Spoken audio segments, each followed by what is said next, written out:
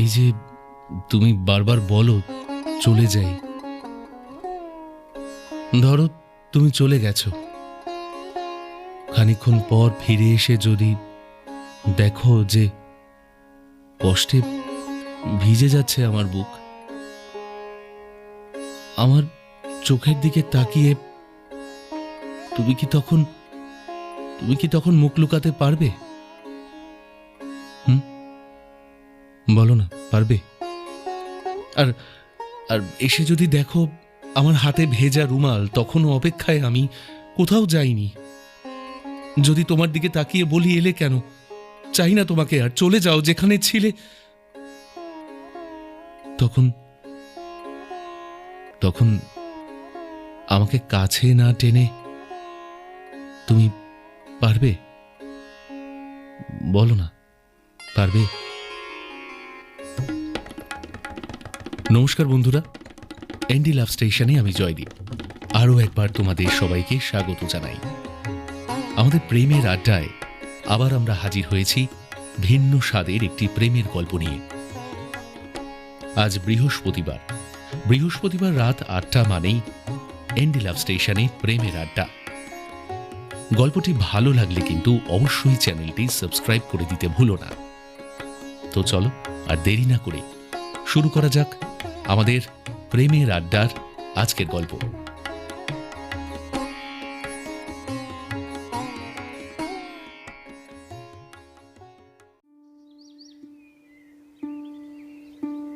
তমাল মামা আমার নিজের মামা। ব্যারাকপুরে বদলি হয়ে এলো বিয়ের পরে। লম্বাটে সুদর্শন আমার তমাল মামা। সেই মামা যে তলায় তলায় কবে প্রেম করে বিয়ের প্রস্তুতি নিয়ে ফেলল, আমরা কেউ জানতেই পারলাম না। ছোটবেলা থেকে আমি ছিলাম একেবারে মামার ন্যাওটা। বিয়ের আগে অবশ্য হবু মামির ছবিটা দেখে আমার ঠিক মনোপুত হয়নি। স্পষ্ট মনে আছে বলেছিলাম, এর থেকে তোমার ভালো বউ জুটতো মামা, লস করলে। বলছিস? আরে বিয়ে শাদী হলো দিল্লি কা লাড্ডু। আর শোন, তোকে আর জ্যাঠামি করতে হবে না, অত এসব অত হিসেব নিকেশ করে হয় না। নিয়তি নিয়তি যার কপালে যে আছে, বুঝলি? সেদিন বুঝিনি। আপাত দৃষ্টিতে টুম্পা মামিকে যতটা নিরীহ আর গোবেচারা মনে হচ্ছিল, আর ততোধিক বোকা বোকা, আসলে সে ততটাই স্মার্ট এবং বুদ্ধিমতী। বিয়ের সাজে আমাকে দেখেই টুম্পা মামি হাসতে হাসতে বলেছিল, আরে এই তোমার খোকস? হ্যাঁ হ্যাঁ, ওই ওর তোমাকে নাকি আমার উপযুক্ত মনে হচ্ছে না। কেস খাওয়ানো একেই বলে। এমনিতে নতুন বিয়ে করা বউয়ের সামনে মামাদের অবস্থা হয় একেবারে সারা পৃথিবী একদিকে, বউ একদিকে। আদিকালের চিঠি সইয়ের আগে যেমনটি লেখা ছিল না, চল ছিল এক রকমের, ইয়োর্স মোস্ট ওবিডিয়েন্ট সার্ভেন্ট। কি আর বলবো, আমার মামারও ঠিক একই অবস্থা ছিল। মামার এই আকস্মিক বিশ্বাসঘাতকতায় মামা জাতের ওপরে ভরসাটা আমার প্রায় উঠেই যাচ্ছিল। মনে হচ্ছিল আমাদের লালু রোজ সকালে চায়ের দোকানে আমার সামনে ন্যাজ নাড়তে নাড়তে বিস্কুট খেতে আসে, তাকে পর্যন্ত ফেল করিয়ে দেবে মামির সামনে অদৃশ্য লেজ নাড়ানো মামার। খোকস এইরকম নাম কেন? আমার একটা ভালো নামও আছে, কেশব রঞ্জন খাসনবিশ। বাপ রে, কি ভারী কি নাম! ওই খোকসটাই ভালো।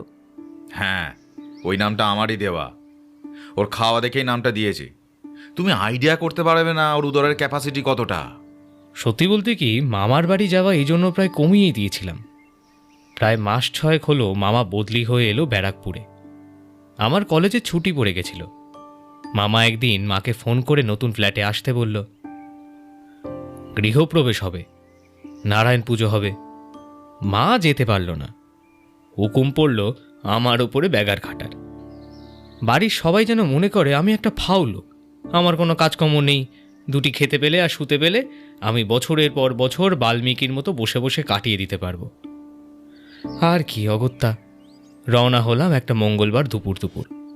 ব্যারাকপুর লোকাল ধরে ব্যারাকপুর স্টেশনে নেমেই চমকে গেলাম। স্টেশনের প্ল্যাটফর্মে দাঁড়িয়ে ঘুগনি খাচ্ছে অদিতি, আমাদের কলেজেই পড়ে। টান টান একটা জিন্স পরেছে, সাদা ফুল স্লিভ শার্ট। আমাকে দেখেই তার দুই চোখে একটা ঝিলিক খেলে গেল। আরে কেশব মহারাজ যে, তা এখানে? রোগা রোগা চেহারার অদিতি আমাকে জিজ্ঞাসা করলো। তার আদব কায়দা সব হেডমাস্টারের মতো, লম্বা নাক, তিরিক্ষি মেজাজ। সেই জন্যই নেটিজেনরা বলে অদিতির নাকি প্রেম টেকে না। মানে আমার এখানে মামার বাড়ি, তো তুই এখানে? আরে আমার বাড়ি তো এখানে, তুই জানতিস না? ও তাই নাকি, দারুণ ব্যাপার তো। কোথায় মামার বাড়ি তোর? এই তো মিনিট 10-এর রাস্তা, ইন্দ্রপ্রস্থ ফ্ল্যাটের নাম। ও আচ্ছা আচ্ছা, বুঝেছি। ওই হাইওয়ের দিকে নতুন ফ্ল্যাটগুলো তো। আমার বাড়িও তো কাছাকাছি। একদিন আয় তাহলে তোর মামাকে নিয়ে। ও মামা এখন হেভি ব্যস্ত, ফ্ল্যাটে গৃহপ্রবেশ, প্রচুর কাজ। আমার মামিটা আবার হেভি খুঁতখুঁতে। ও মামা ব্যস্ত তো ঠিক আছে, তুই তো আসতেই পারিস। নাকি কলেজের বান্ধবীদের বাড়ি যেতে লজ্জা পাস? কোনটা? আর তুম করে একটা হ্যান্ডসাম ছেলে তোর বাড়ি গেলে কাকুর টেনশন বেড়ে যাবে না? বাদই দে। তাছাড়া আমি তো এখন ফ্ল্যাটের গৃহপ্রবেশ নিয়ে রিসার্চ করছি। নারায়ণ পুজো, কলা গাছ, গীতাপাঠ এসব সব অ্যারেঞ্জ করতে হবে কালকের মধ্যে, বুঝলি? একদম খুঁতহীন পারফেক্ট গৃহপ্রবেশ হতে হবে। তুই এমন কিছু হ্যান্ডসাম না। একটা চোখ ছোট, নাকটাও আবার স্ট্রেট নয়, মাথাটা আবার দেহের তুলনায় বড়। উফ, যেন ক্যারিকেচার রেখেছে কেউ। তোর পক্ষে না মেয়ে পটানো জাস্ট ইম্পসিবল। কিভাবে যে রিয়ার সাথে তোর গিট লাগলো, এটাও একটা মিস্ট্রি বটে। তাহলেই বোঝ তোর কথাবার্তা কতটা কন্ট্রাডিক্টরি। হেই থাম থাম। বলেই ওর হাতে ধরা ঘুগনির প্লেটটা আমার থেকে বাড়িয়ে দিয়ে বলল, এক্সকিউজ মি, এটা একটু ধর তো, ফোন এসেছে। ওর হাত থেকে ঘুগনির প্লেটটা নিয়ে আমি ঘুগনিওয়ালার থেকে একটা চামচ তুলে নিলাম নিমেষের মধ্যে। অদিতি তখন কানে ফোন দিয়ে বলেই চলেছে, আর নাটকে স্টেজের মতো আগুপিছু হাঁটাহাঁটি করছে, মাথায় হাত ছুঁয়ে ছুঁয়ে বলছে, আরে ডার্লিং আসছি তো, তুমি পৌঁছে গেছো? আরে আগে ট্রেনটা ওই মিস করেছি। কি শো স্টার্ট হয়ে যাবে? আরে আরে একটু দেরি করে ঢুকবে। কি বাচ্চা ছেলের মতো সিনেমা করছো? আরে কেশব মহারাজ থাম, আরে থাম রে, আমার ঘুগনি নিয়ে পালালো হতচ্ছাড়া। আরে আরে ডার্লিং, আরে আরে তোমায় বলিনি তো, এই ঢ্যামনা কেশব। অদিতির আওয়াজটা ফিকে হয়ে আসছিল, কারণ আমি স্টেশনের বাইরে বেরিয়ে এসেছি। ঘুগনির প্লেটটা সাফ করে উড়িয়ে দিয়েছি এতক্ষণে। একটা টোটো ধরে পৌঁছে গেলাম একটা বহুতলের সামনে, ইন্দ্রপ্রস্থ। ফ্ল্যাটের নামটা বড্ড বেখাপ্পা, মনে হচ্ছিল খুব দ্রুত সারা হয়েছে এই কাজটা, যেন দুই ভিন্ন রং চেপেছে একে অপরের ঘাড়ে। নিচে লিফটের সামনে দেখলাম বেশ ভিড়। আমি একটা মেয়ের পেছনে গিয়ে দাঁড়ালাম। তার পরনে একটা স্ট্রিপড গেঞ্জি আর জিন্সের শর্ট, তার হাতে একটা প্লাস্টিকের ব্যাগ, কয়েকটা হলুদ লিলি ফুল উকি দিচ্ছে সেখান থেকে। নাকে একটা মিষ্টি ডিওর গন্ধ এলো। লিফটটা ওপর থেকে নেমে আসছিল, গাদা ভিড়। আমার পেছনেও বেশ লোক জমে গেছে, তার মধ্যে রঙের মিস্ত্রি, ডাব্বা হাতে কয়েকটা ছেলে, অনেকে আছে। লিফট খোলা হতেই ওদের পেল্লায় রঙের কৌটোগুলো টানতে টানতে আমাদের ঠেলতে ঠেলতে ভেতরে নিয়ে গেল। আমি একটু বেসামাল হয়ে প্রায় মেয়েটার ঘাড়ের ওপর গিয়েই পড়লাম, টাল সামলাতে না পেরে। ও সরি সরি, জিভ কেটে বললাম আমি। মেয়েটা কটমট করে আমার দিকে তাকালো, যেন ভস্ম করে দেবে। আমার ফুল ফুল সাদা জামা, নতুন কাটা হেয়ার স্টাইল, কেতাদুরস্ত প্যান্ট বিন্দুমাত্র প্রভাবিত করতে পারল না ওকে। সে নাকের ওপরে চশমাটা তুলে অস্ফুটে বলল, ননসেন্স। নিজেরই দোষ। সেটা মেনে নিয়ে কোনো রকমে খাড়া হতে গেলাম পেছন দিকে। ব্যাস, পেছনে একটা মহিলা কখন স্যান্ডউইচে ঢুকে বসে আছে টের পাইনি। খুব বিশ্রীভাবে টাচ লাগলো। ব্যাস, মানে এই মুহূর্তটার জন্য না আমি প্রস্তুত ছিলাম না। ও করছেনটা কি? যেমন দাঁড়িয়ে আছেন ওইভাবেই দাঁড়ান। আমার প্রায় ধাক্কা দিয়ে বলে উঠলেন মহিলা। আরে কি আশ্চর্য, আমি কি ইচ্ছা করে করেছি?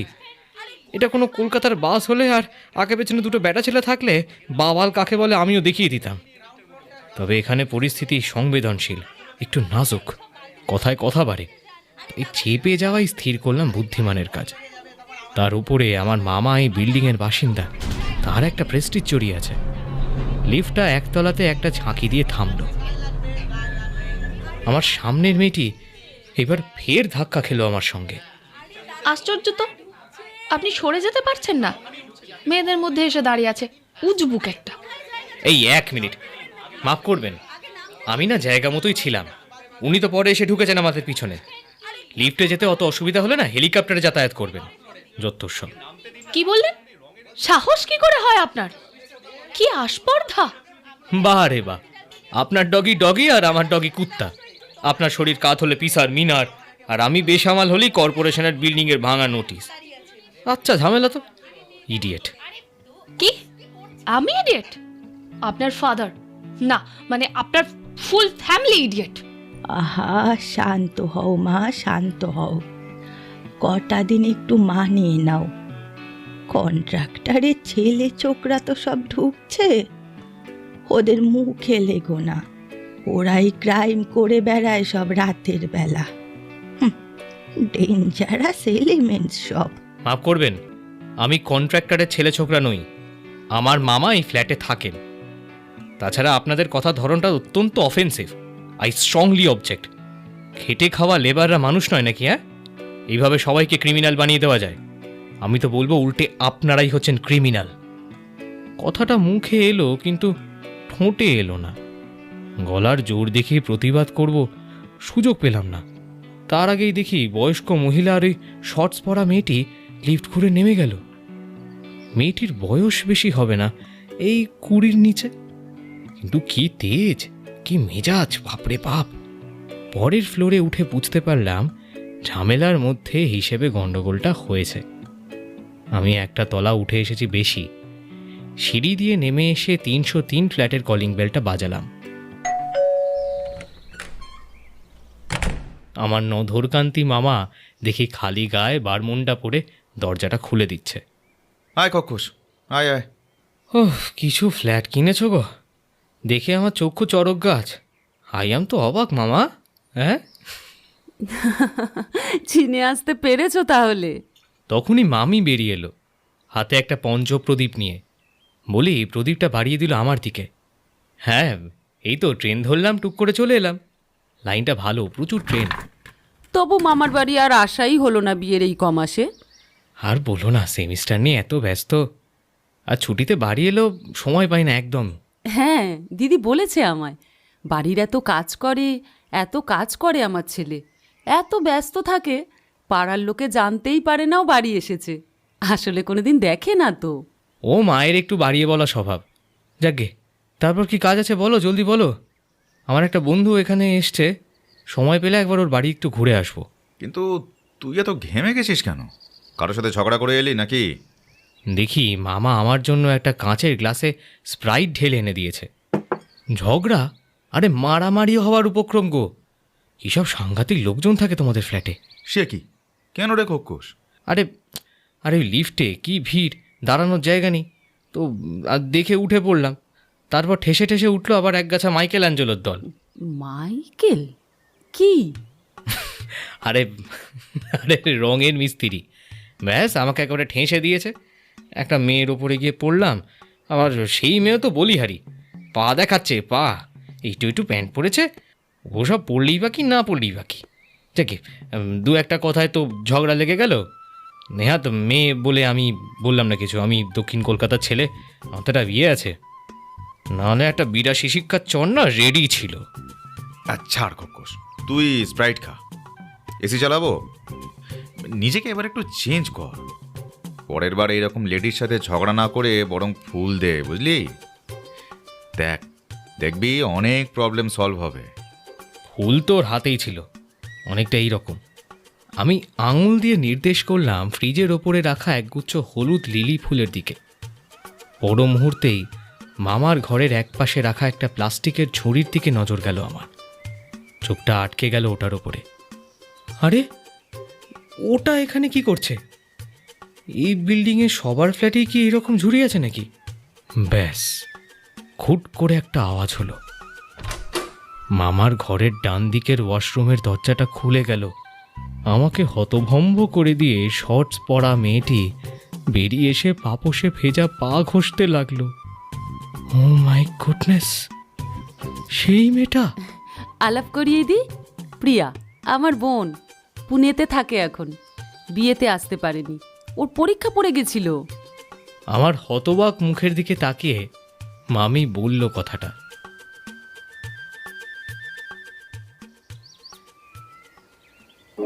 দুই দিন কেটে গেল। প্রিয়ার ব্যাপারটায় আমি এতটাই হতভম্ব আর বিস্মিত হয়ে গিয়েছিলাম যে মুখে রাগ কাটছিল না। স্তম্ভিত মূর্তির মতো দাঁড়িয়ে পড়েছিলাম সেদিন। প্রিয়া মানে সেই লিফটে দেখা মেয়েটি যার সঙ্গে শুরুতেই এক প্রস্থ খণ্ডযুদ্ধ বাঁধিয়ে আমি ফ্ল্যাটে উঠে এসেছি। সে যে আমার নিজের মামির নিজের বোন, সেটা আমি আন্দাজ করব কিভাবে? হ্যাঁ, সেও আমাকে দেখে ভূত দেখার মতো চমকে উঠল। তোয়ালে দিয়ে মুখ মুছতে মুছতে বলেছিল, এটা জ্যাম্বুর ভাই, এই স্যাম্পেলটা? এই যে হ্যালো, আমি স্যাম্পেল না, হ্যাঁ আমার একটা নাম আছে, কেশব রঞ্জন খাসনবিশ। জানি জানি, সব স্যাম্পেলদেরই একটা নাম আছে, বড্ড ঝগড়ুটে। আপনিও? এই তোরা আপনি আপনি কি শুরু করেছিস রে? সব সময় যেন অফিসিয়াল কানেকশন তোদের, বন্ধুর মতন মেশ না রে ভাই। তারপর খোকস, হলুদ লিলির রহস্য মিটল? হলুদ ফুলের খেয়া? কি, ওর নাম খোকস? কিছু ইউনিক স্যাম্পল জোগাড় করেছো তো জ্যাম্বো? আর আমি, তুমি কি রাক্ষস, বক রাক্ষস? আর দিদি নিশ্চয়ই রাক্ষসী। পুরো অসুর ডিনাস্টিতে বিয়ে হয়েছে তোর দিদি, বাপি ঠিকই বলে। ও বাজে রসিকতা রাখ প্রিয়া। তোর নেপোর কি হাল? সকাল থেকে খোঁজ নিয়েছিস? মামির কথায় রীতিমতো বিমর্ষ হয়ে গেল প্রিয়া। তারপর পাশের ঘরে ঢুকে গেল তড়িঘড়ি। একটু পরেই ঘরের পর্দা সরিয়ে বেরিয়ে এলো। দেখি হাতে একটা সাদা ফুটফুটে কুকুর ছানা। না, হাল ভালো না। সকাল থেকে কিচ্ছু খায়নি, দুধটাও পড়ে আছে। জ্যাম্বু, তোমাদের এখানে ভেটেরিনারি হেল্প কাউকে পাওয়া যাবে? একটু ফোন করো না প্লিজ। দেখি, আমার এক বন্ধুর পাগ আছে, খোঁজ নিচ্ছি। ছোট্ট কুকুরের বাচ্চাটা আমার দিকে তাকিয়ে হঠাৎ চিৎকার করে উঠল। বাহ, তোকে তো ওয়েলকাম জানিয়ে দিল রে খোকস। এইবার তোর নেপো দিব্যি চনমনে হয়ে উঠবে, দেখবি প্রিয়া। হ্যাঁ, কুকুরেরা ভূতপ্রেত সম্পর্কে একটু বেশি অ্যালার্ট থাকে তো, ওদের বেসিক ইনস্টিংক্ট।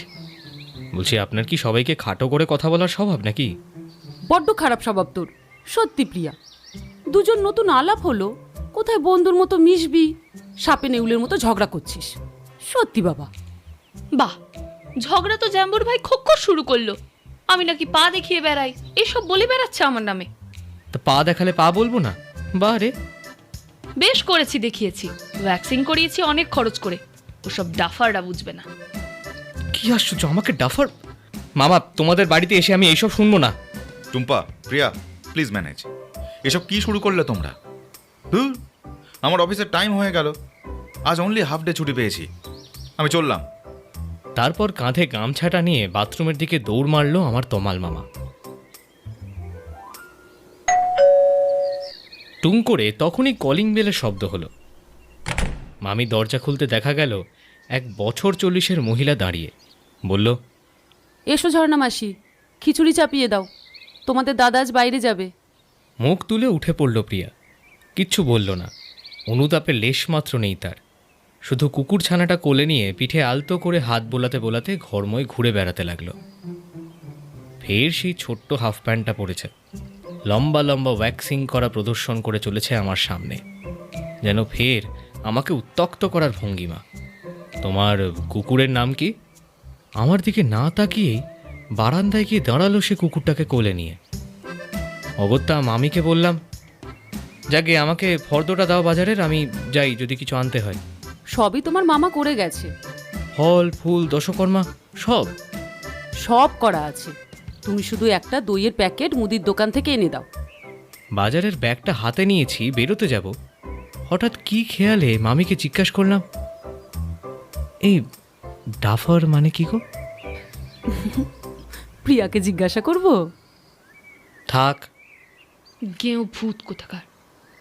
আওয়াজটা এলো, এবং বেশ জোরেই এলো ভেতরের ঘর থেকে।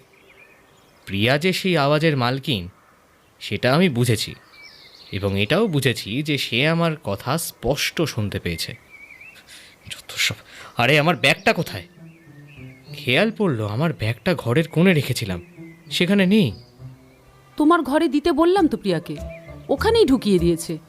একটা ঘরে তুমি থাকবে, একটাতে ও, আর অন্যটায় আমরা দুজন, ঠিক আছে? আমার ব্যাগও ধরলো কেন? কি সর্বনাশ! খুলে টুলে দেখতে বারণ করো। একদম, তুমি নিশ্চিন্তে থাকো। বাই দ্য ওয়ে, তোমার ব্যাগে আপত্তিকর কিছু নেই তো? যা, কি যে বলো। আচ্ছা, তুমি ঘুরে এসো। লুচি আলুর দম খাবে তো? তাহলে কটা লুচি বেলতে বলি? হ্যাঁ হ্যাঁ, চলবে। সারাদিন টুকটাক বাড়ির কাজ আর কাল পুজোর জোগান করতে করতেই বিকেল হয়ে গেল। খেয়াল করলাম প্রিয়া কিচ্ছুটি করছে না, তার ল্যাপটপ বের করে নেটফ্লিক্সের ওয়েব সিরিজ দেখছে। আমার মামিরা বিরাট বড় লোক, ওর বাবা ডাক্তার। প্রিয়া হয়েছে সেই রকম বড়লোক বাপের বিগড়ে যাওয়া মেয়ে। বারান্দায় গেছি লুকিয়ে সিগারেট খাওয়ার জন্য, পর্দা টেনেই রেখেছিলাম। দেখি কুঁই কুঁই করে পায়ের কাছে আওয়াজ হচ্ছে। নিচে তাকিয়ে দেখি প্রিয়ার কুকুরছানা কখন তলে তলে আমার পায়ের তলা এসে ঢুকেছে। এই, কি চাই? সিগারেট খাবি? বাবা, আবার ওই কুঁই কুঁই। আমি অম্লান বদনে সিগারেটটা টানতে লাগলাম। সে দেখি আমার পা চাটতে লাগলো। আরে আরে, কি চাই? কি চাই? কি চাই তোর? কি চাই? কালকে উল্টোপাল্টা খেয়ে পেট খারাপ করেছিল তো তোমার, আজ আমার রুচি ফিরেছে। বাবা, নেকু পুষুর নেকু ডগি, সিগারেট খাবে বলেই ঝুঁকে বসলাম আমি। কুকুরছানা আমার নাকের কাছে ওর নাকটা এনে ল্যাজ নাড়তে লাগলো। তারপর সিগারেটটা প্রাণপণে টেনে নিয়ে ফেলে দেবার আগের মুহূর্তেই তার নাকের কাছে ধরলাম। ব্যাস, সে জিভ দিয়ে খানিকটা চিটে নিল, তারপরে ভো ভো করে চেঁচিয়ে উঠল, এই আরে আরে এ কি? আমার নেপোকে এখানে নিয়ে এসেছেন? কি খাওয়াচ্ছেন? আপনার হাতে ওটা কি? পেছনে লুকাচ্ছেন দেখি। তখনই বিভীষিকার মতো পর্দা সরিয়ে উদয় হলো প্রিয়া। আরে কি খাওয়াবো? এমনি কিছু না। কি মিষ্টি কুকুর! কি কিছু না করছেন? হাতটা সামনে আনুন, দেখি দেখি হাত। বলতে বলতেই সে আমার হাত দুটো টেনে সামনে আনলো। আমি টুক করে সিগারেটটা পেছনে গলিয়েও পার পেলাম না। পা দিয়ে চিপতে যাব, তখনই সে আঙুল দিয়ে ওটাকে কুড়িয়ে নিল। সিগারেট? আপনি আমার নেপোকে সিগারেট খাওয়াচ্ছিলেন? ব্যাস, উল্লাসে নেপো লাফিয়ে উঠল। সেও উৎসাহ পেয়ে গেছে, ঘরময় দৌড়ে বেড়াতে লাগলো। আর ওদিকে প্রিয়া তার হাতের ডগায় সিগারেটের টুকরোটা ধরে নিয়ে মামির ঘরে ঢুকে গেল ঝড়ের গতিতে। আর তারপরই তার বাঁচখাই গলায় অভিযোগ ঠুকলো আমার নামে। তোমাদের খোকস আমার নেপোকে খুনের মতলব করেছিল। কি খাওয়াচ্ছিল জানো? এই যে এইটা। বলেই আঙুলের ডগায় ধরা সিগারেটটা মামির সামনে তুলে ধরল। আমি অপরাধীর মতো ওর পিছনে গিয়ে দাঁড়ালাম। বললাম, মামি, একটু মিসআন্ডারস্ট্যান্ডিং হয়ে গেছে গো। আমি ভাবলাম ও বোধহয় ওটাই চাইছে। আসলে নেকু এমন করছিল। Shut up! ওর নাম নেকু নয়, নেপো, ফ্রম নেপোলিয়ান। গায়ে ভূত হলে যা হয় আর কি। সরি, আসলে কুকুরের সিগারেট খায় কিনা আমার তো আইডিয়া ছিল না, একটু ভুল হয়ে গেছে। তাই বলে গেঁয়ো ভূত বলে দিলে? আমি কিন্তু বেহালার ছেলে। তুমি সিগারেট খাও কেশব? তখনই শীতল দৃষ্টিতে জিজ্ঞেস করলো মামি। হ্যাঁ, না, ওই মাঝে মধ্যে একটা প্যাকেটে কে রেখে দিয়েছিল ব্যাগে, দেখলাম ওই ছোট কাকা ব্যাগে নিয়ে সিমলা গেছিল না গত মাসে, আমার ব্যাগটা নিয়ে গেছিল তো, ওইটাই বোধহয় রয়ে গেছে। ওই জন্যই ওর ব্যাগ ধরা নিয়ে এত সেন্সিটিভ, বুঝলি দিদি? তোমার মামাকে বলতে হচ্ছে। ব্যাস, সঙ্গে সঙ্গে তার কথায় সমর্থন করে গর্জে উঠল নেপো। থাক, তোকে আরও পেছনে লাগতে হবে না। ছেলেটা সারা দিন আশা থেকে খেটে যাচ্ছে, ওর ব্যাগে কেউ সিগারেট রেখে দিলে ও কি করবে? যা, তুই নেপোকে নিয়ে হাঁটতে যাবি বললি তো, যাবি না? না, ব্রেকিং ব্যাড দেখছি, উঠতে পারছি না। তুমি যাবে কেশব? আমি? কেন নয়, ও তো তোমায় পছন্দ করা শুরু করেছে, তোমার পেছন পেছন ঘুরছে, দেখছি তো। কি প্রিয়া, ও নিয়ে যাবে নেপোকে? দায়িত্ব নিতে পারবে তো? আগে জিজ্ঞেস কর। বিছানার উপরে ল্যাপটপটা রেখে প্রিয়া শুয়ে পড়ল। তার আগে তো দায়িত্ব নিতে শিখতে হবে, তাহলেই বোঝা যাবে তার দায়িত্ব কতটা নিখুঁত হলো। সেটার জন্য কথা বলা জরুরি। সবসময় ওরকম হাঁ হুঁ করলে চলবে? ওই দেখো দিদি, আবার আমার পায়ে পা লাগিয়ে ঝগড়া করার চেষ্টা করছো। ওহ, থাম তো তোরা, আমি চললাম। একটু ঘুমাতে দিবি না তোরা? আরাম করে এবার ঝগড়া কর। মামি একটা পিলো হাতে নিয়ে উঠে এলো, সম্ভবত পাশের ঘরে। নেপু একটা বল নিয়ে এসেছে মুখে কোত্থেকে, তারপর সেটা মুখ থেকে ফেলে দিয়ে চারদিকে দৌড়ে বেড়াচ্ছে। ভৌ ভৌ করে চিৎকার করছে, জিভ বের করে আমার দিকে তাকিয়ে আছে। যাচ্ছে তাই ব্যাপার। প্রিয়া আপন মনে শুয়ে বুকে পিলো গুজে ব্রেকিং ব্যাড দেখে চলেছে। হাত বাড়িয়ে তুলে নিল একটা পপকর্নের প্যাকেট। আমাকে ন্যূনতম শেয়ার করার সৌজন্যটুকু তার মধ্যে নেই। সে ডুবে গেছে একেবারে ল্যাপটপের ভেতরে। ঢুকে যাক না একেবারে। অমন করে কি দেখছো? মেয়ে দেখোনি জীবনে? ওর মুখের থেকে মুখটা সরিয়ে নিলাম আমি। সত্যিই একটা ঘোরের মতো এসে গেছিল।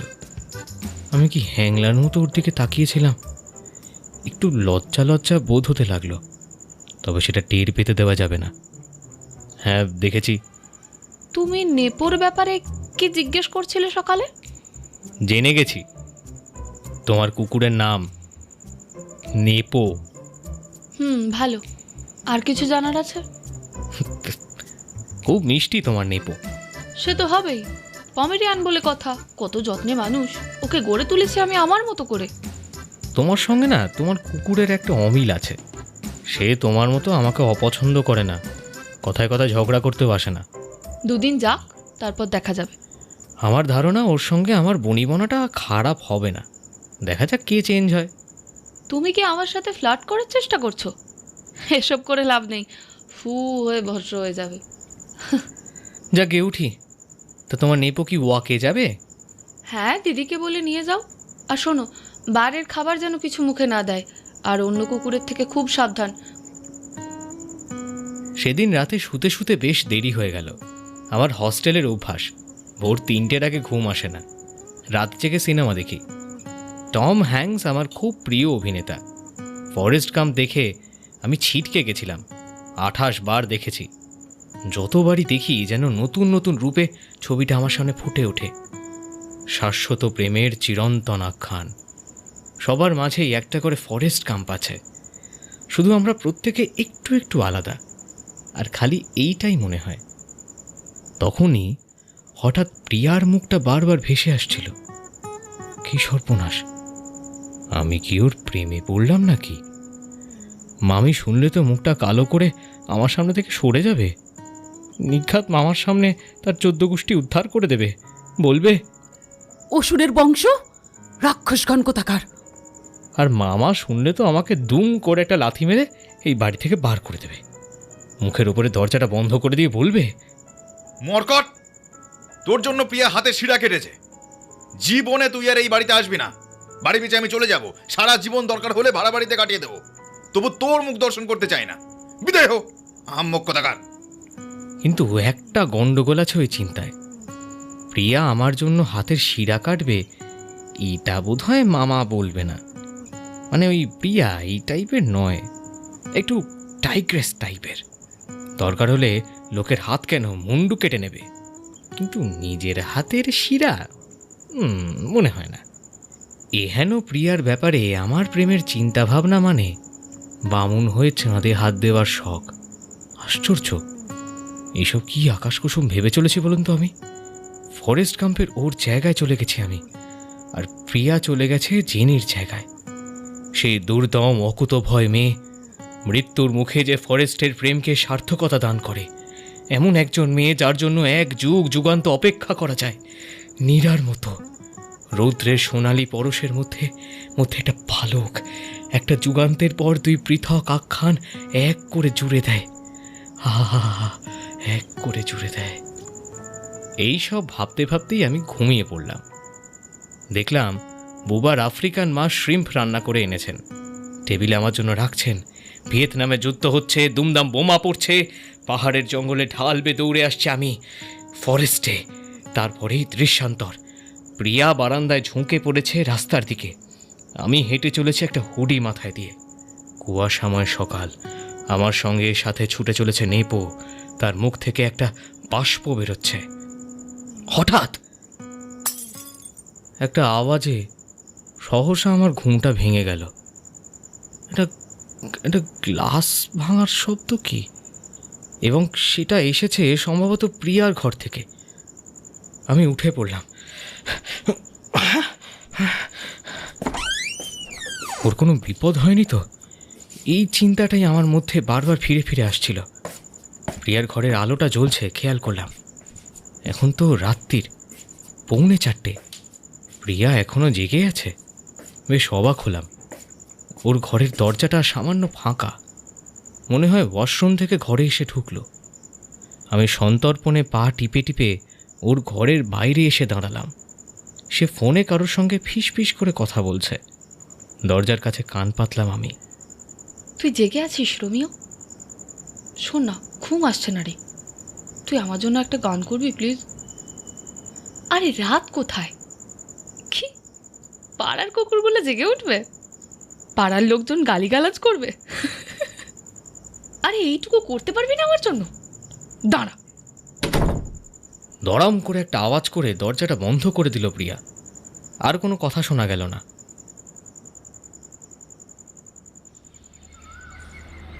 পরদিন সকালে সিগারেট খেতে কি হোঁচট খেলাম। প্যাকেটটা গেল কই? ব্যাগ তন্ন তন্ন করেও খুঁজে পেলাম না। নিচে যাচ্ছি, মামা হঠাৎ হেঁটে এসে ফিসফিস করে কানের কাছে বলল, তোর গোপন জিনিস আমার কাছে জমা পড়ে গেছে।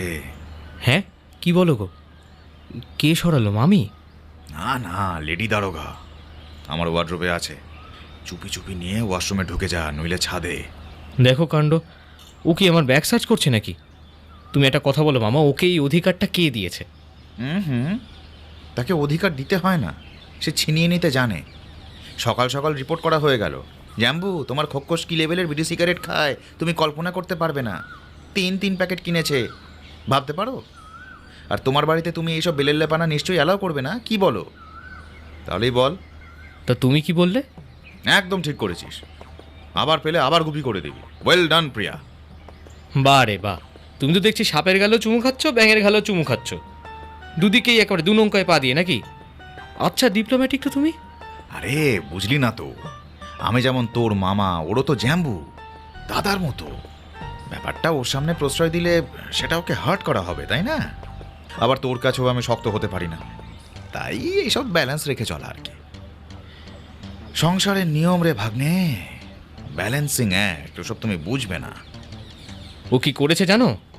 রাতে জেগে ওই ওই সব সিনেমা দেখে। আর ওর বয়ফ্রেন্ডের সঙ্গে তো কালকে রাতে প্রেম আলাপ করছিল বসে বসে। কি বলিস রে? তুই শিওর? কেন? লেডি দারোগার প্রেম, সেটা কি আদৌ সম্ভব? আচ্ছা তুই কিভাবে জানলি বলতো? একটা কাঁচের গ্লাস ভেঙেছে না? সেটা তো ঘুমের মধ্যে প্রিয়ার হাত লেগে পড়ে গেছে টেবিল থেকে। আরে ওই শব্দেই তো আমি জেগে উঠলাম। উঠেই ওর রুমের বাইরে গিয়ে একটু উঁকি দিচ্ছিলাম, দেখি ফোনে রোম্যান্স করছে। তোর মামাকে তাহলে ম্যাটারটা জানাতে হচ্ছে। কোন ছেলের কপাল পুড়লো কে জানে। বারে, এবার ওকে কিছু বলবে না, আর আমি একটা নিষ্পাপ নেশা করলেই দোষ। আর উনি যে রাত জেগে জেগে ওই সব ছবি দেখছে, তারপর ফোনে ইয়ে করছেন, সেসব বেলায়। থাক থাক, বুঝে গেছি, আমি দেখছি কেসটা। তা মামির ওপর ছাড়ছো কেন কেসটা? ওকে ডেকে একটু করকে দাও না। তুমি তোর প্রিয় জ্যাম্বু দাদার মতো। Lady matter, through proper channel যেতে হবে, প্রোটোকল আছে। কোথায় লেখা আছে? বাইবেলে না বেদে? আমার অলিখিত নীতিশাস্ত্রে লেখা আছে। অপেক্ষা করো বৎস, তোমাদের 2 জনের ক্যাচালে আমি ওর সামনে ফায়ারিং স্কোয়াডে দাঁড়াতে রাজি নই। বাবা, লেডি দারোগা বলে কথা।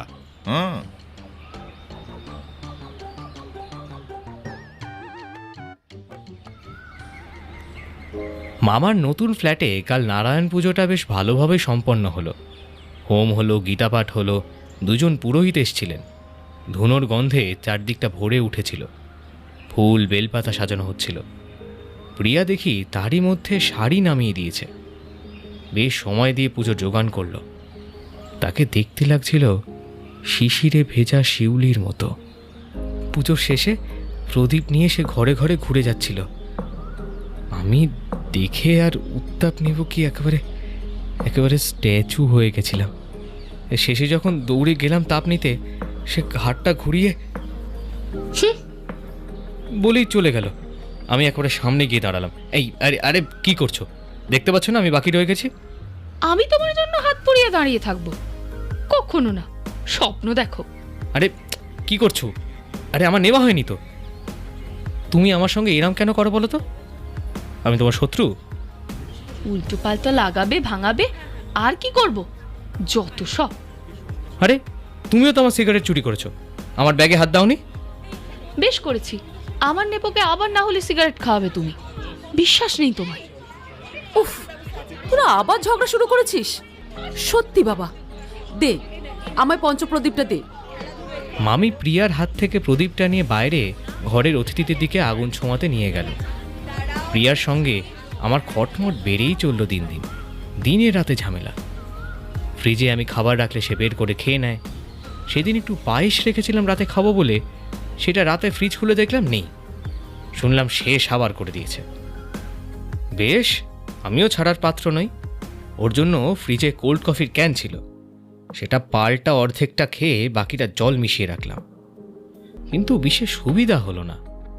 সে টের পেয়ে বৃষ্টি চেঁচামেচি শুরু করলো। স্নানে গিয়ে একটা নতুন রাখা বডি ওয়াশ থেকে মেখে শেষ করে ফেললাম। তো বিকালে এসে দেখি আমার রুমের দামি এয়ারপডস খুঁজে পাচ্ছি না। মামাকে বললাম, তারপর রাগত গলায় বললাম, মামা আমার 2000 টাকার এয়ারপড, ওটা যদি কেউ ঝেপে থাকে আমি কিন্তু সহ্য করবো না মামা। আমি কিন্তু কাল ভোরেই ব্যাগ তুলে বাড়ি পালাবো। Enough is enough. আরে ওইভাবে হবে না খোকস। ইংরেজরা ভারত জয় করেছিল শুধু বীরত্ব দেখিয়ে নয়, ডিপ্লোম্যাসি করে। সন্ধি চাই, সন্ধি, তরাইনের চুক্তি। বল, রাজি আছিস?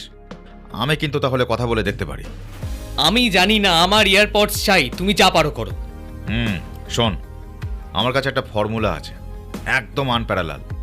Check of a lady with the dog পড়েছিস? না না, ওসব আমার একদম আসে না।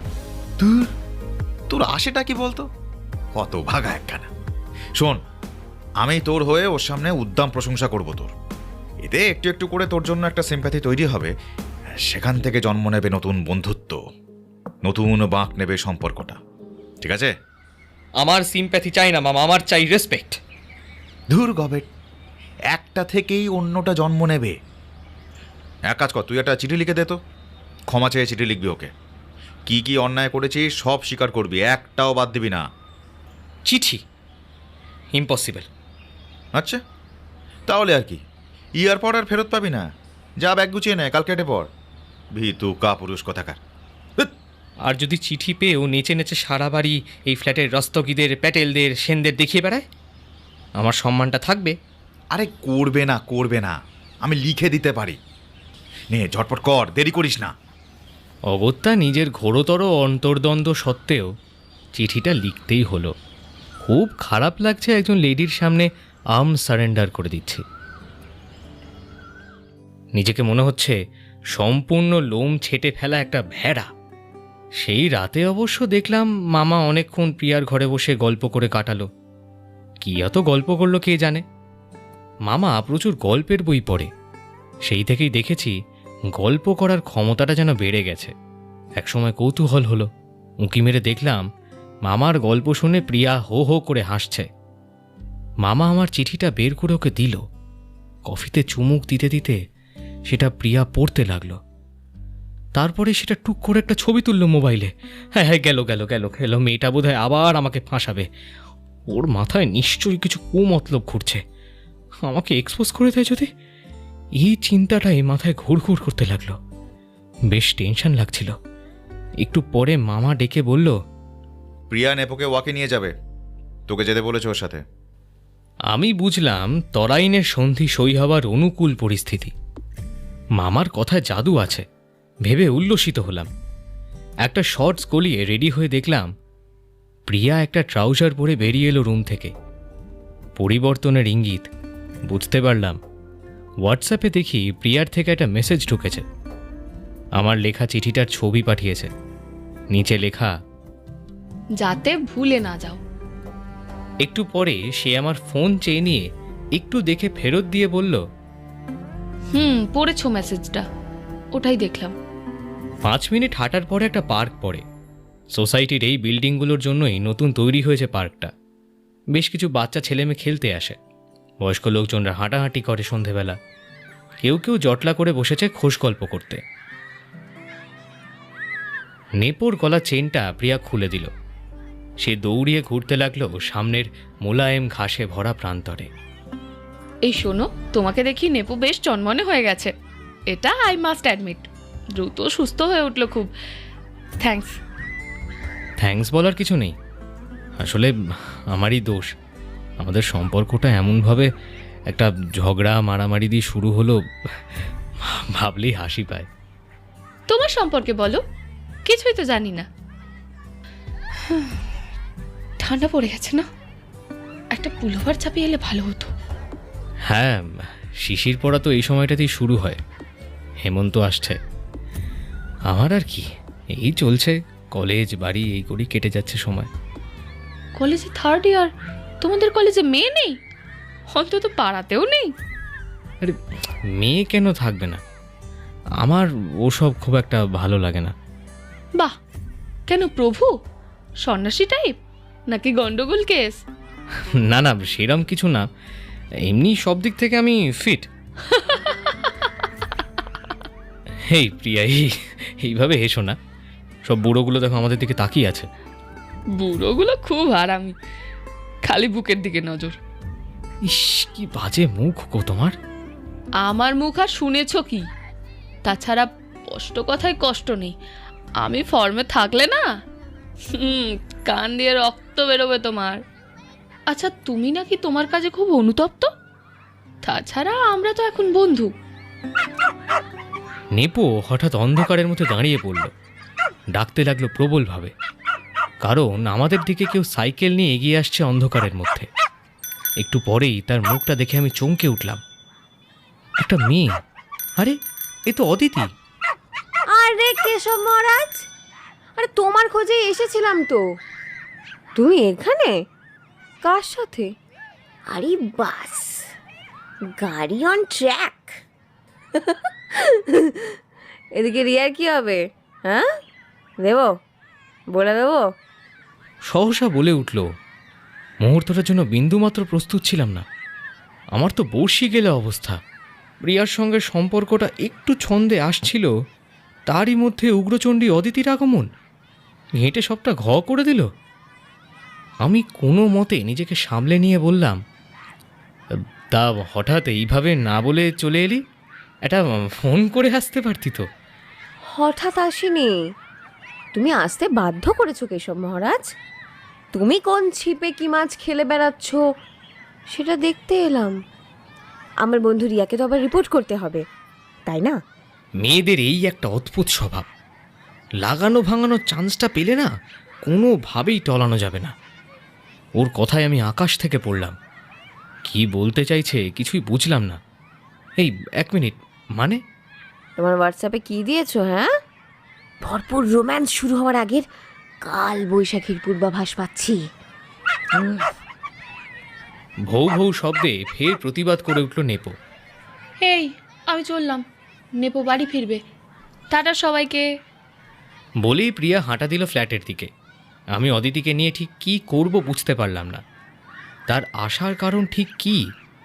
আমি ওর খোকনি খেয়ে ফেলেছি সেই শোধ তুলতে এসছে, নাকি বরাবরের মতো আমার প্রেমে ভেঙচি কাটতে এলো?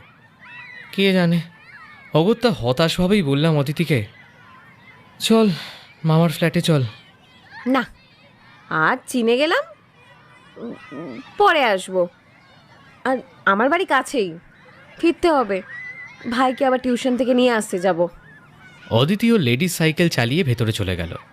পুরো চটকে দিয়ে গেল আমার সম্ভাবনাময় সম্পর্কটাকে। ফ্ল্যাটে ফেরার পথে কি মনে হলো, একবার নিজের মোবাইলটা বের করলাম। প্রিয়া আমার মোবাইলটা চেয়েছিল কেন? কি এমন দুষ্কর্ম করেছে যাতে অদিতি ছুটে এসেছে মজা দেখতে, রিয়াকে রিপোর্ট করতে? তার মগজে যে কি মাত্রায় শয়তানি বুদ্ধি ভরপুর, সেইটা ফোনটা হাতে নিতেই টের পেলাম। মাথাটা পুরো ঘুরে গেল। প্রিয়া আমার মোবাইলে আমার অপরাধমূলক স্বীকারোক্তির চিঠিটা যে ছবি পাঠিয়েছিল, সেইটা আমার মোবাইলেই হোয়াটসঅ্যাপ স্ট্যাটাসে আপডেট করে পোস্ট করেছে।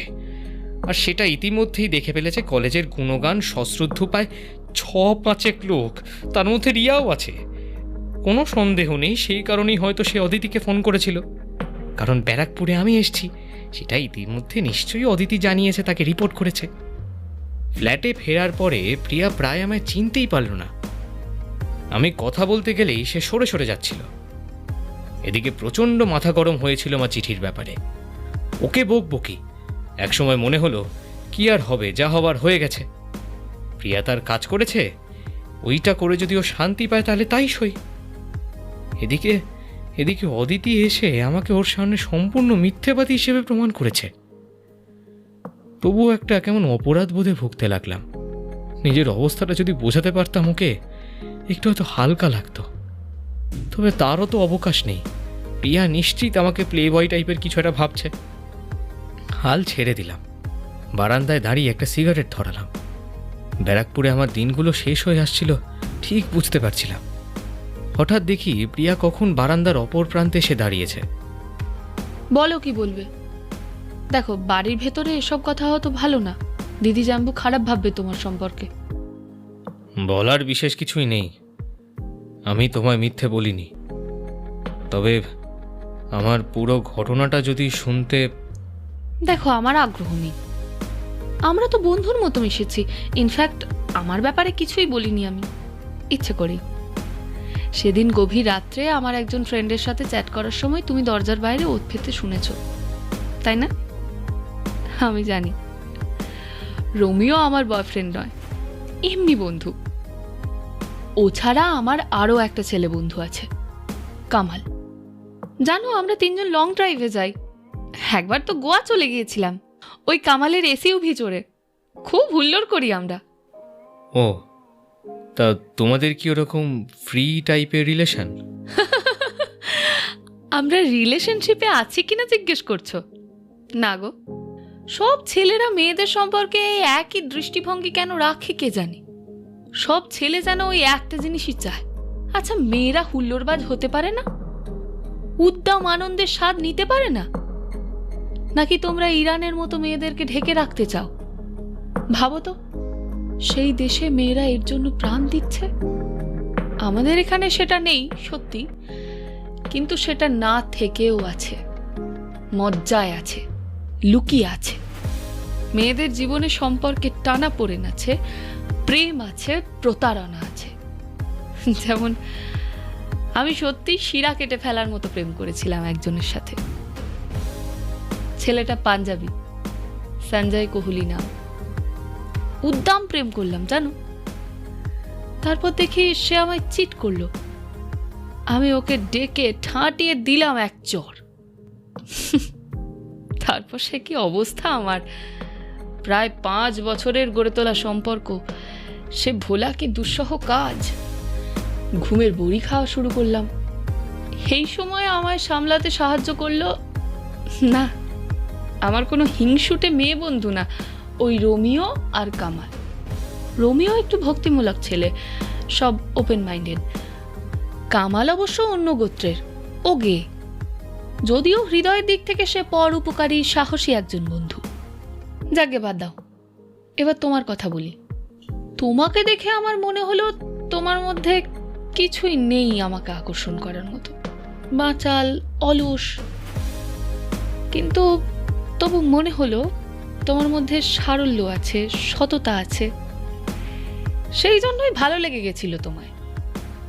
সঞ্জয় কোহলিকে হারানোর বেদনা সামলে উঠেছিলাম আমি, তবে সেই ভ্রান্তি তুমি কাটিয়ে দিয়েছ, তাই থ্যাঙ্কস। এটাই জীবন, পদে পদে আমাদেরকে ঠকিয়ে পথ চিনতে শেখায়। এইবার বলো, তুমি কি বলবে? নেপো সায় দিল। কি বলবো, কোথা থেকে বলবো, কিছুই বুঝে উঠতে পারছিলাম না। কেসটা অত্যন্ত জটিল। আমি ভেঙে বলতে গেলে না জানি প্রিয়া কি ভাববে। আমি আবার মিথ্যে বলে ওর মনটা জয় করার চেষ্টা করছি, তবে ওতে তো লাভ নেই। আমি অলরেডি মিথ্যাবাদী প্রমাণিত হয়েছি।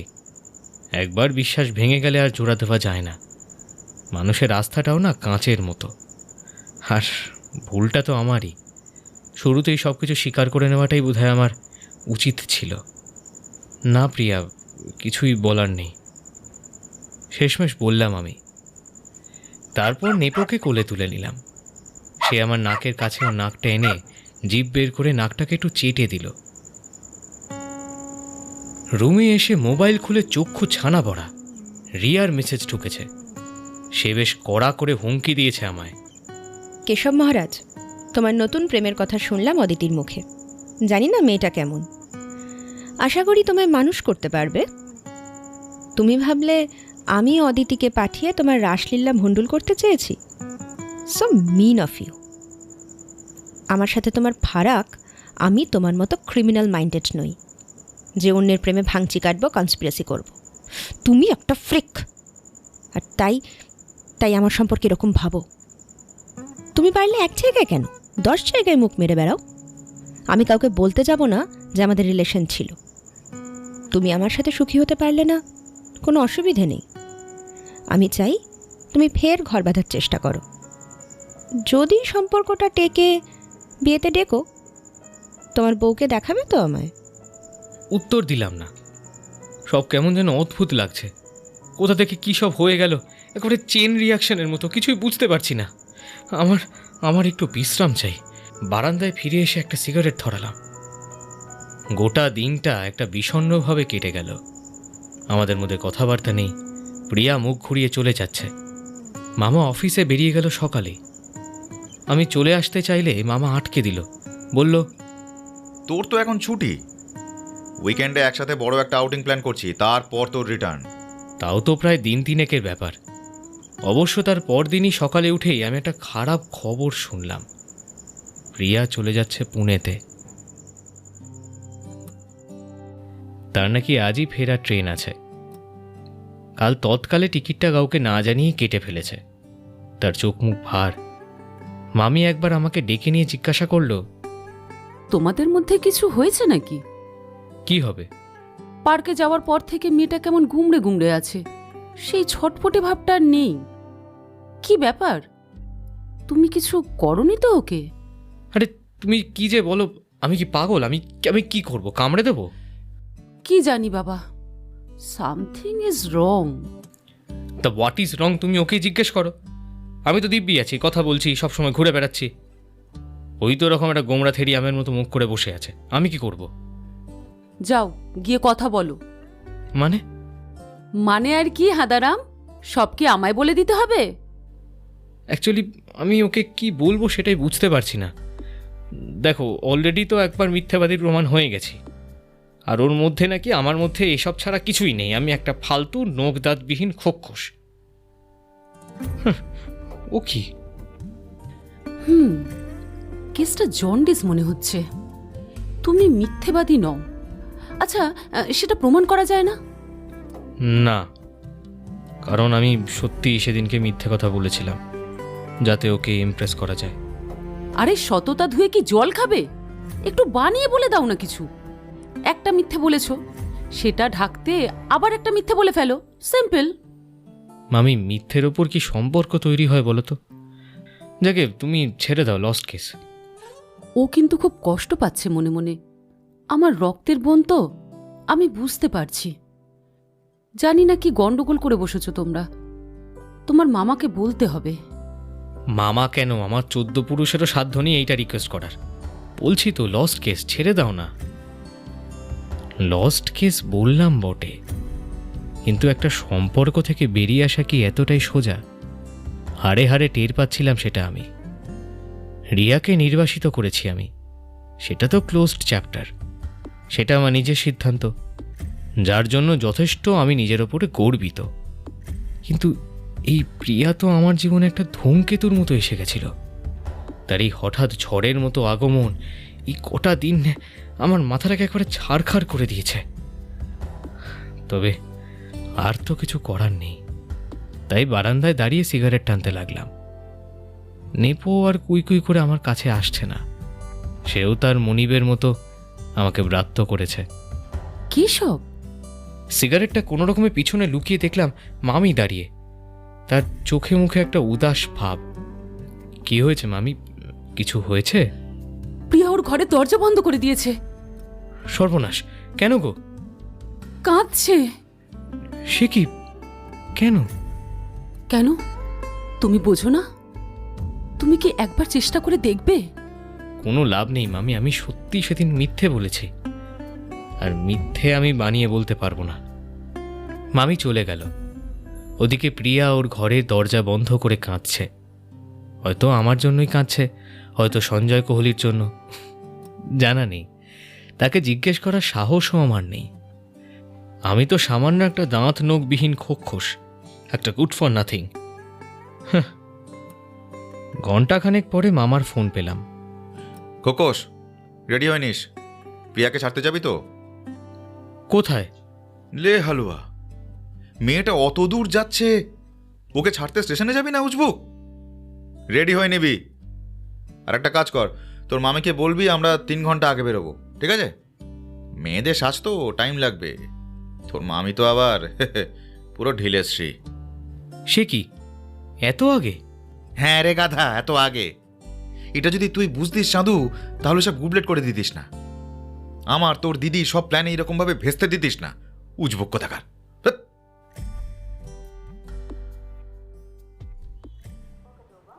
হাওড়া স্টেশনে নতুন প্ল্যাটফর্ম থেকে ট্রেন ছাড়বে। আমরা অনেক আগেই পৌঁছে গেলাম স্টেশনে। প্রিয়া দেখলাম অনেকটা সামলে উঠেছে, তবু ওর মুখ চোখগুলো বড় থমথমে। আমার ওপরে অর্ডার পড়লো জল কিনে আনার। আমার ফোনপে গন্ডগোল করছিল, তাই মামির ফোনটা নিয়ে জল কিনতে ছুটলাম। আসার সময় আমার পকেটে আবার খুচরো থাকে না। ফোনটা হাতে নিয়ে ফিরছি, দেখি বেশ কয়েকটা হোয়াটসঅ্যাপ মেসেজে টুকটুক করে ঢুকলো। প্রথমে কৌতূহল হলো, তারপর নিজেকে নিবৃত করলাম মামির ব্যক্তিগত মেসেজ পড়তে। খেয়াল হলো মেসেজগুলো এসেছে প্রিয়ার ফোন থেকে মামির ফোনে। চট করে খুলে দেখলাম, দেখি প্রায় আঁতকে পড়ে যাচ্ছিলাম আর কি। সেখানে দেখা যাচ্ছে ঘনিষ্ঠ অবস্থায় 2 নারী পুরুষ, অনেক অনেক ছবি, তারা বিবস্ত্র। পুরুষের মুখটা আমার।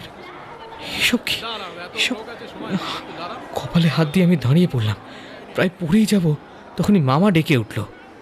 ওরে, জল আনতে গিয়ে কি এবার কুয়ো খুঁড়তে শুরু করলি? উজবুক কোথাকার। না না না না, আমি আমি যাচ্ছি যাচ্ছি। আমার আমার হাত পা কাঁপছিল। কোনো রকমে ফোনটা মামিকে ফেরত দিলাম। তারপরে হাসি মুখে গল্প করতে লাগলো মামার সাথে। মামা হো হো করে হাসছিল। হাসতে হাসতে খোঁচা দিল প্রিয়াকে।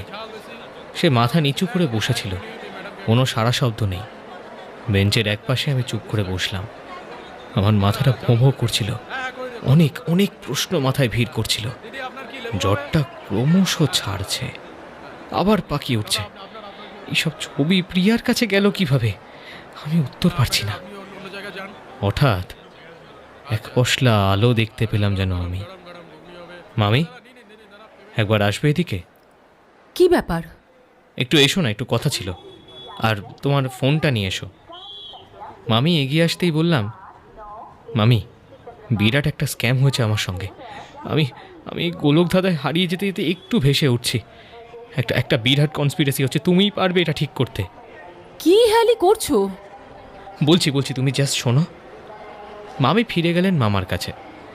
তারপর কোমরে হাত রেখে বললেন, এই বর, চলো তো, আমায় একটু ওয়াশরুমে নিয়ে চলো। ওয়াশরুম? ওয়াশরুম তুমি চেনো না? যাও গিয়ে ঘুরে এসো। আমি চেকবের গল্পটা শোনাচ্ছি প্রিয়াকে। এসে শুনিও।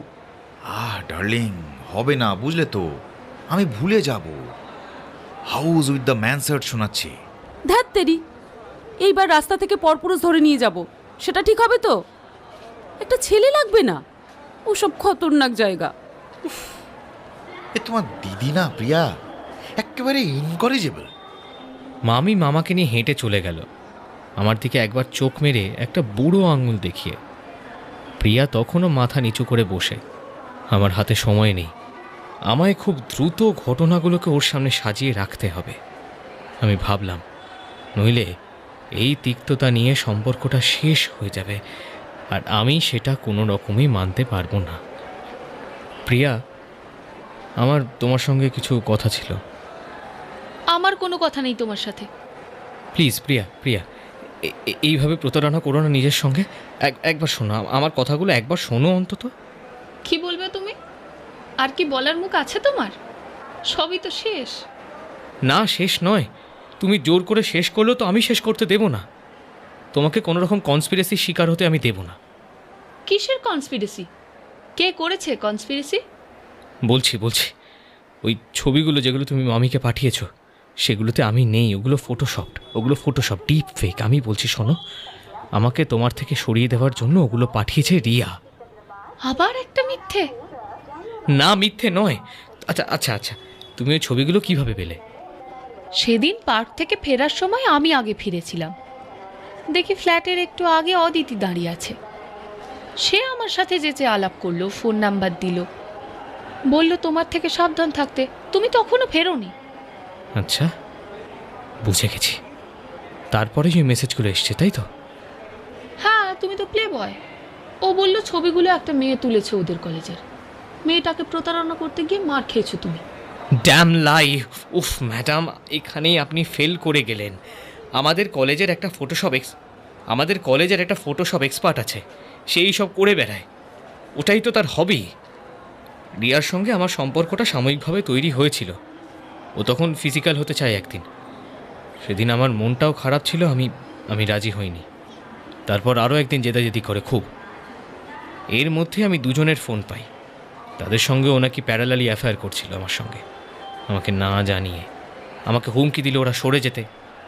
আর একজন বলল সে একজন নিম্ফোম্যানিয়াক। আমি জানতাম না তথ্যটা, ওরা আমায় বলল। আমার মাথায় আকাশ ভেঙে পড়ল। প্রিয়া, নিম্ফোম্যানিয়াক মানে জানো তো? না, জানি না। কি? এটা একটা মানসিক ব্যাধি। এমন একজন নারী বা পুরুষ যার শারীরিক চাহিদা অ্যাবনর্মাল। প্রফেসর, সিকিউরিটি গার্ড, পাম্পের ছেলে, কাউকে বাদ দিত না। ব্যাপারটা শুনেই আমি ওর জীবন থেকে সরে আসার চেষ্টা করি, কিন্তু ও পারে না। হয়তো সত্যি ভালোবেসে ফেলেছিল আমাকে, কিন্তু ওর শরীরটা আমাদের মধ্যে বাধা হয়ে দাঁড়ালো। তাছাড়া আমি মানসিকভাবে ওর থেকে তখন অনেক আলোকবর্ষ দূরে সরে গেছি।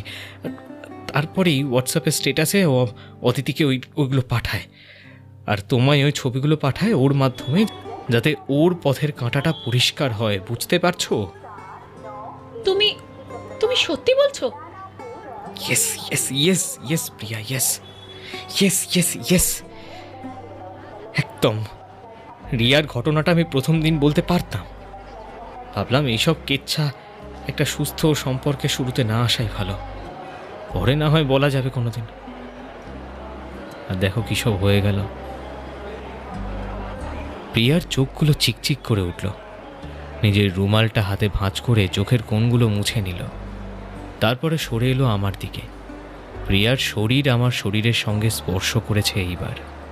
অদ্ভুত একটা অনুভূতি হচ্ছিল, যেন অ্যালপস পর্বতমালার ওপর থেকে আমি তুষারের ওপর স্কেট করে নামছি, হিড়হিড় করে। বড় আনন্দের সেই মুহূর্ত, বড় বিরল। প্রিয়া আমার কাঁধে মাথা রাখল, তারপরে চোখটা বন্ধ করল, তারপর অস্ফুটভাবে বলল, কি অদ্ভুত দেখো, এতক্ষণ মনে হচ্ছিল কখন ট্রেন আসবে, এখন মনে হচ্ছে ট্রেন যেন না আসে। এই যে তুমি বললে, এইবার নিশ্চয়ই এসে পড়বে, দেখে নিও। আমার কথাটা শেষ হলো না, হঠাৎ একটা পেল্লায় চিৎকারে আমার সঙ্গীত ফিরল। খোকস, ট্রেন বলে দিয়েছে রে। প্রিয়া সোজা হয়ে বসলো, সরে গেল আগের জায়গায়। দেখি মামা দৌড়ে দৌড়ে আসছে, হাঁপাতে হাঁপাতে বলল, ট্রেন দিয়ে দিয়েছে রে হতবাগা, 23 নম্বর প্ল্যাটফর্ম। চ। ওমা প্রিয়া, সব ঠিক আছে তো? এ পাশে চলে এলি কখন? ও বাবা, এ তো দেখছি মুখে হাসি ফুটেছে। কি কেস? এই কি কেস রে খোকস? কিছুই না, প্রিয়া বলছিল ট্রেনটা ক্যান্সেল হলে ভালো হতো। যা, আমি এসব কিছুই বলিনি জাম্বু, ডাহা মিথ্যুক একটা। মামি হেঁটে হেঁটে ফিরলেন এইবার, বললেন, ও, তোর মামার কি দৌড় ট্রেনের নাম শুনে। আমি বললাম, আরে বাবা, ট্রেন তোমায় নিয়ে যাবে না, দৌড়ে যাচ্ছ কোথায়? কিন্তু কে কার কথা শোনে? কি খোকস, সব ঠিক আছে তো? আমি মুচকি হাসলাম। বিজয়ীর হাসি। একটা মেয়ের হৃদয় জয় করেছি বলে নয়, একটা ভুল বোঝাবুঝির ক্লেদ আর তিক্ততা থেকে মামা আর মামিকে দূরে সরিয়ে রাখতে পেরেছি বলে। প্রিয়া আমার কাছে সারা জীবন থাকবে কিনা জানি না, এই মুহূর্তে আছে, এইটাই বড়। এই মুহূর্তে আমি জয়ী, কালকের কথা জানি না। সবাই উঠে পড়ল, একে একে ব্যাগ তুলে নিলাম আমরা। 23 নম্বর প্ল্যাটফর্মে গাড়ি ঢুকেছে। মামা মামি শুরু করেছে হাঁটতে, তার পিছন পিছন হাঁটছি আমরা, আমি আর প্রিয়া। আমার পিঠে একটা ব্যাগ। হঠাৎ খপ করে আমার হাতটা ধরে নিল প্রিয়া। বিদায়ের মুহূর্তে শেষ কয়েকটা মিনিট যে এইভাবেই সে আমাকে বিদায় জানাতে চায়। ইস, কেউ যদি ক্যামেরায় এই মুহূর্তটা বন্দি করতে পারত। ভাবতে ভাবতেই দেখি প্রিয়া মোবাইলটা বের করেছে সেলফি তোলার জন্য। তারপর দেখলাম আমাদের মতো আরও বেশ কিছু কাপেল হাতে হাত দিয়ে ট্রেনের বগির সন্ধানে দাঁড়িয়ে আছে। কেউ বিবাহিত, কেউ অবিবাহিত। একজনের হাতে হলুদ ফুল। মামার কথাটা মনে পড়ল, হলুদ ফুলের খেয়া। আরও দেখছি যেন কত কত ফরেস্ট গাম্প, তাদের সঙ্গে তাদের জেনি। সময়ের অদৃশ্য পালকে ফের যুগান্ত পেরিয়ে ভাসতে ভাসতে মিলিয়ে দিয়ে যাচ্ছে আজ অজস্র কত কত খণ্ডিত গল্প, সব ভেসে বেড়াচ্ছে।